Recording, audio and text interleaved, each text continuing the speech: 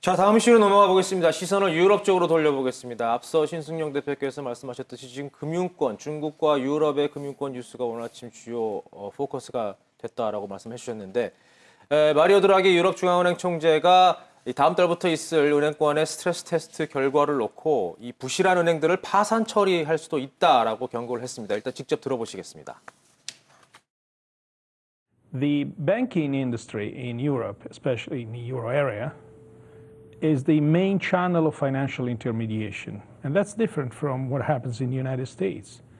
Almost 75–80% of total credit goes via the banking system in Europe, while in the United States only about 30%. So banks are crucial in this part of the world, and they are the main source of credit for small and medium-sized firms. That's why it's so important that we make everything that's needed to make them function well. And so we have to see now where the latest credit figures, which will come out tomorrow, will show some modest pickup, because so far we had very weak, very subdued credit flows data. To reach this target is to make sure that banks have clean balance sheets, that have enough capital. Things have also improved in the banking industry, but no, this is not the final point. It's just the beginning of a new way of doing things. 자, 요약을 해보면 유로존 경제의 은행권이 얼마나 큰 비중을 차지하고 있는지, 또 그렇지만 지금 아직은 취약한 상태라고 얘기를 했습니다. 이 시점에서 가장 궁금한 질문부터 드리겠습니다. 신승용 대표님, 지금 유로존 경제 회복의 모멘텀이 지금 나오고 있는 상황에서 자칫 이 은행권 리스크가 이 부담으로 작용할 여지는 없을까요? 저는 이렇게 두 가지 생각이 이제 들 수가 있는데요. 물론 이제 지금 오히려 찬물을 꼈는 것은 아니냐라는 그런 우려감.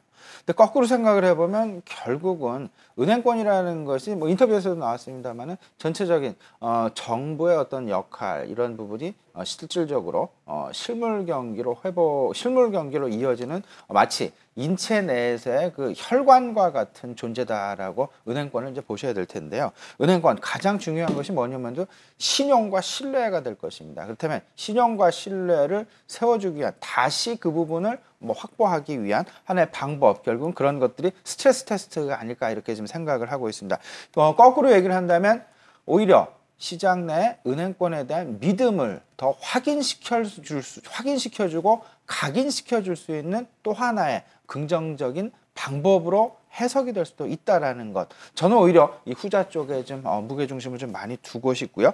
이런 부분 속에서 지금 현재 가이드라인 결국은 BIS 비율 8%가 되겠습니다. 지금 이미 유로존에 있는 많은 은행권 같은 경우에는 상당 부분 이제 퇴출이 된 은행 이미 많이 있고요. 지금 현재 퇴출된 이후 한 3년 정도가 지난 그런 상황, 2–3년 정도 지난 그런 상황이 되겠습니다. 이런 상황 속에서 이제 건전성을 다시 한번 체크를 해보겠다는 의미, 오히려 시장 내에 일시적으로 충격은 줄 수는 있겠지만 중장기적으로는 결국은 긍정적인 신용 내진 신뢰를 회복시킬 수 있는 매우 긍정적인 방법 중에 하나다라고 저는 평가를 하고 싶습니다. 네, 중국과 좀 마찬가지가 될 것 같은데, 결국은 은행권의 신용 문제를 해결하면은 좋지만 또 그 과정에서 시장은 고통을 느낄 수밖에 없다. 이 점이 저도 상당히 안타까운데요. 또 오늘 같은 경우는 유로존에서 경제 지표가 상당히 좋았고, 스페인은 2년 만에 플러스 성장으로 전환했다는 이런 또 좋은 소식이 나오기도 했습니다. 김남 팀장께서는 그렇다면 이 유로존 경제와 관련한 모멘텀 아직도 살아있다고 보십니까? 아니면 은행권 이런 규제 문제가 좀 부담을 줄 것으로 보십니까? 이번 주제에 관련해서는 저도 신승용 대표와 상당히 좀 비슷한 발언을 좀 하고 싶은데요.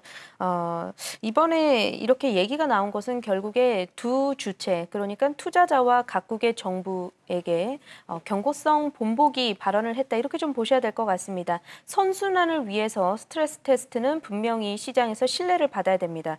근데 유럽의 경우에는 이미 일전에 스트레스 테스트를 2번 정도 실시를 했었는데 시장의 신뢰를 받지 못하면서 은행에서 각국의 민간 자금들이 빠져나가기 시작했습니다. 이들의 자금을 다시 한번 은행 쪽, 금융권 쪽으로 불러들이려면 이번 스트레스 테스트는 신뢰성을 입증을 받아야 됩니다. 그러한 측면에서 우리는 이렇게 잘 할 것이다라는 어떤 그런 본보기 발언을 했다라고 좀 보여줘야 될 것 같고요.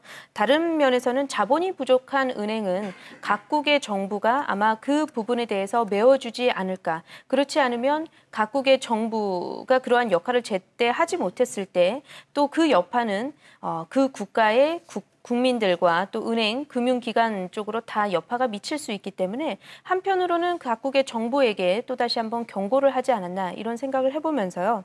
결과적으로 단기적인 충격은 좀 쉽게 벗어나기는 힘들겠지만 중장기적으로는 필연적인 방법과 전략이다. 이렇게 보셔야 될 것 같습니다.